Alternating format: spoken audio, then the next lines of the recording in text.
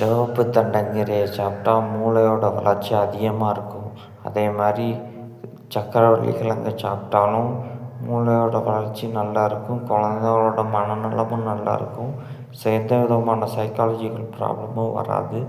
அதே மாதிரி sugar patients ஃபுல்லாக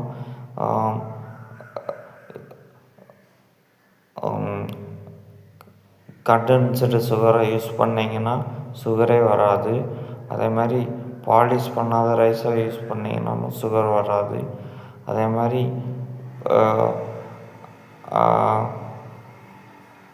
கொடிக்காப்புளி சாப்பிடலாம். அப்புறம்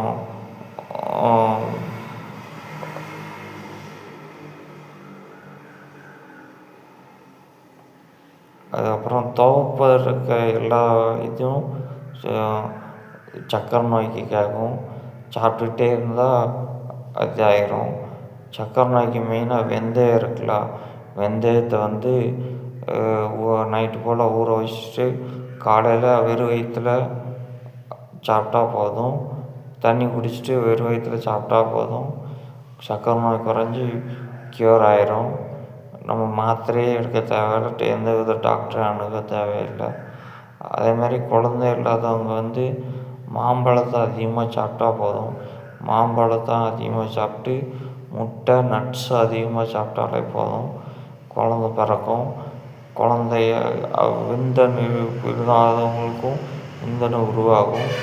அதே மாதிரி குழந்தை இல்லாதவங்களுக்கும் குழந்தை ஆகும். சப்போஸ் ஏதாவது